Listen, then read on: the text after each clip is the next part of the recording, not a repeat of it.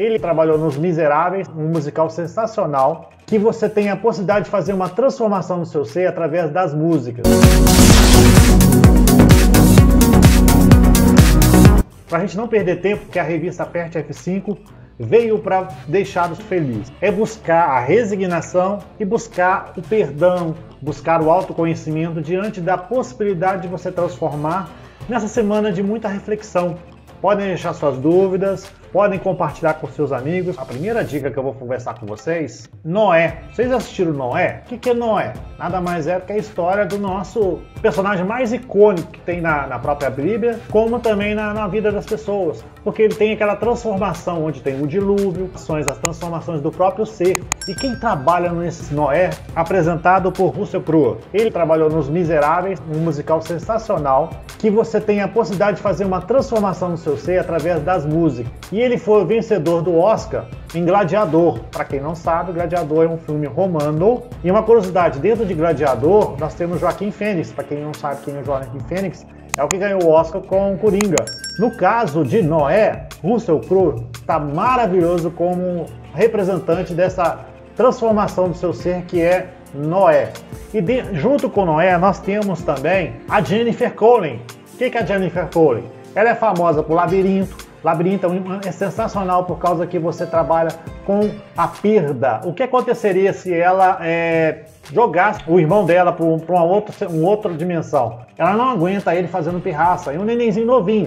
Então ele falou assim, ó, tomara que eu mande esse menino para onde vou, que eu nem quero saber dele. E depois nós temos ela também trabalhando na Mente Brilhante, com Russell Crowe. Então você pode ver que nós já temos dois personagens interessantes de Noé.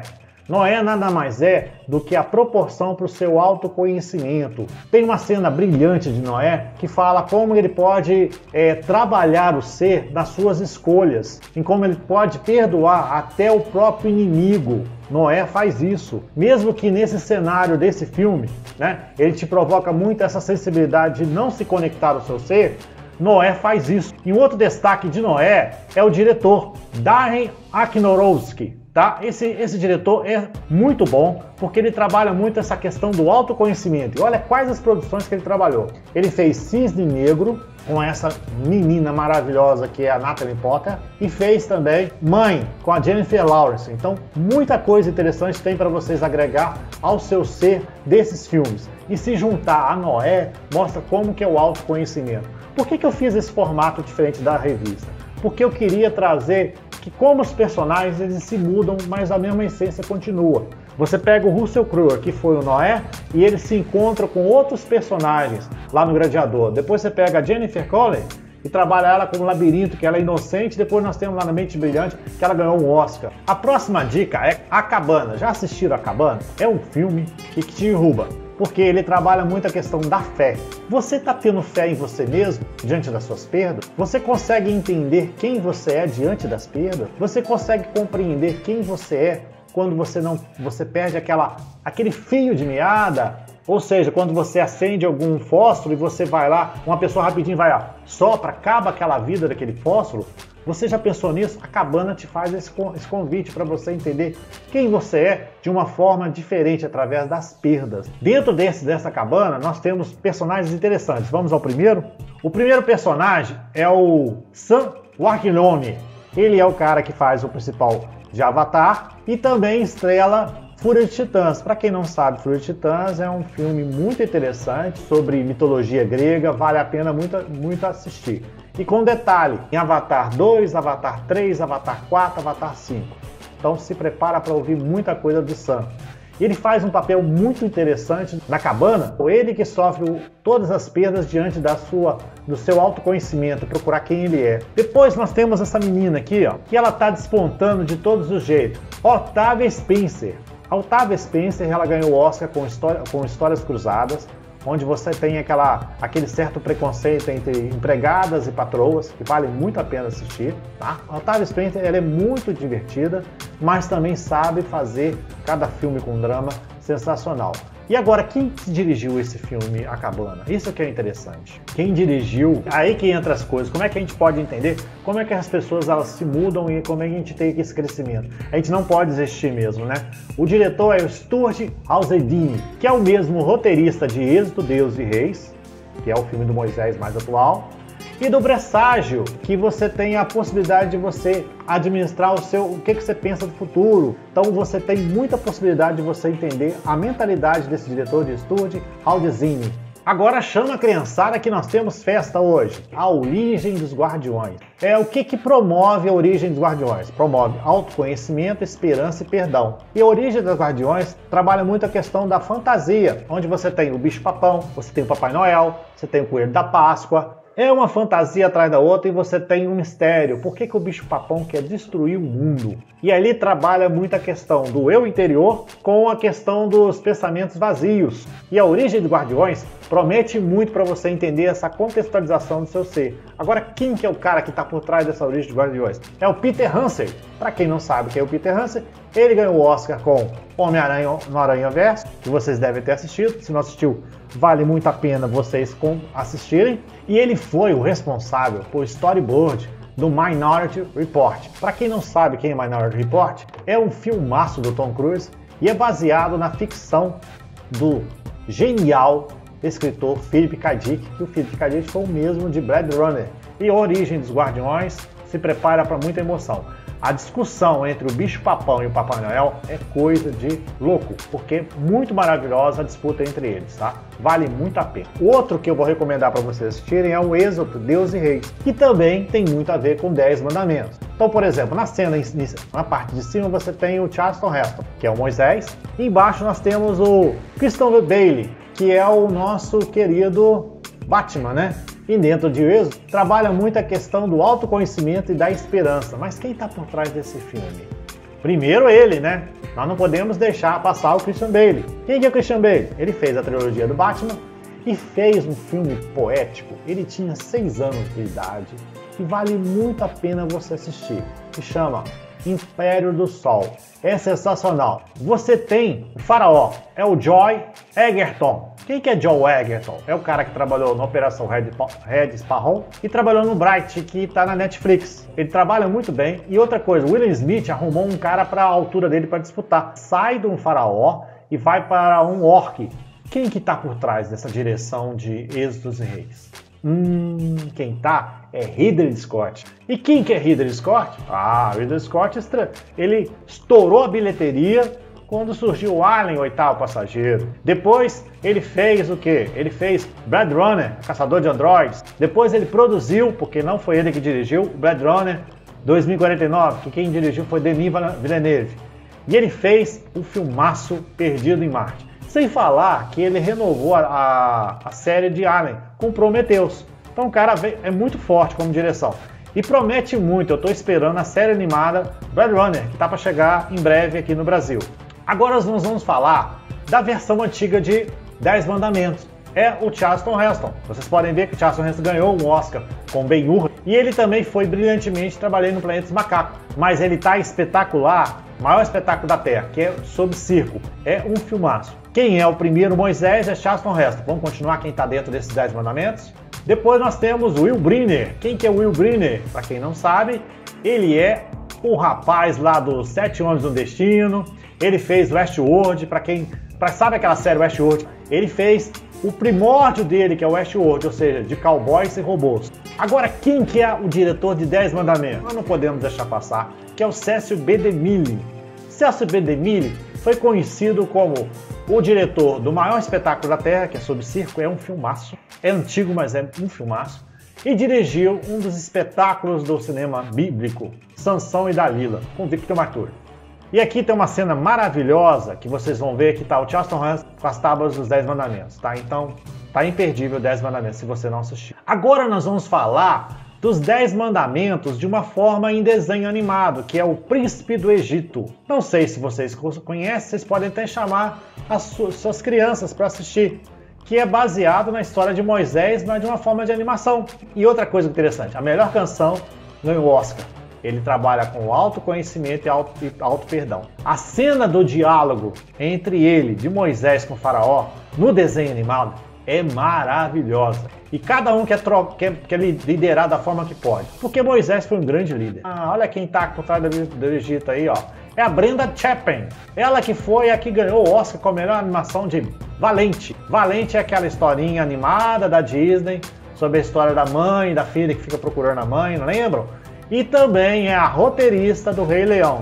Agora nós temos mais uma dica para vocês assistirem, que é Ben-Hur, que é muito bom por causa que trabalha a questão da disputa entre a nobreza e a disputa do que você tem a entender do que realmente não é uma nobreza, né? Porque você tem dois caras, tem o cara que é o Judá Ben-Hur, que é muito rico, e nós temos um outro personagem que ele está querendo subir no trono, ele quer chegar mais próximo dos reis lá de Roma. E essa disputa é através de quê? De bigas, de corridas. O ator que faz o Ben-Hur, Judá Ben-Hur, é o Jack Huston. Quem que é o Jack Huston? Nada mais é do que ele fez Orgulho e Preconceito de Zumbis, que é uma ficção, é divertido. E ele fez A Escolhida, que é sensacional. E trabalha muito essa questão de preconceito diante do seu ser. Ou seja, a falta de autoconhecimento que você pode entender ou não. Então, Jack Huston, ele é neto de John Huston. Esse é o Judá Ben-Hur. Agora, quem que é o opositor dele? Toby Kebbell, ele é o vilão do filme Ben-Hur. Fez um personagem interessante em Kong e trabalhou como vilão em Quarteto Fantástico. Ah, estávamos esquecendo. Temos o Jesus, que é interpretado por Rodrigo Santoro. E ele tá muito bem no Ben-Hur, tá muito bem mesmo. Se destacando nos Estados Unidos, é bacana isso, né? Porque a gente já teve Sônia Braga, né? Alice Braga, né? E agora nós temos, por exemplo, ele já fez o filme Os 33, que é baseado na história dos mineiros no Chile, e participou, foi o vilão The Power, que é que eu já até falei em uma revista, que é o quê? A questão da necessidade de se transformar em superpoderes, que usa através de pílulas. Então, mais um vilão para Rodrigo Santoro. De Jesus ele vai para ser vilão. O cara que está por trás dessa direção de Ben-Hur, Timur Bermantov. Ele é o diretor do Procurado, que é um filme da Angelina Jolie, e também foi ele que produziu O Reino Gelado. As cenas finais da corrida de biga é interessante demais. Você mostra como é cruel a corrida de bigas. E a disputa do Ben-Hur para se sobreviver é algo sensacional. Eu bato palma para a direção do Timur, que foi muito boa mesmo. Paixão de Cristo e o maior história de todos os tempos. Eu quis fazer uma comparação para vocês verem. Por exemplo, Paixão de Cristo é o mais recente. Ele trabalhou, quem que é o diretor? Tá aqui, ó, do lado da direita vocês podem ver que é o Mel Gibson. E do outro lado é o Jim Caviezel, né? Embaixo nós temos um filme de 1956, que é um filmaço, com Max von Sydow. Vocês vão conhecer quem ele é. E essa cena da Santa Ceia é algo mágico, propondo para você um autoconhecimento com perdão e resignação. Na Paixão de Cristo, a cena que ele cai, que Jesus cai do rosto para o chão, é algo que marca. E na cena, maior história de todos os tempos, que é com Max von Sydow, essa cena da Santa Ceia é algo de chorar, tá? É muito linda a interpretação.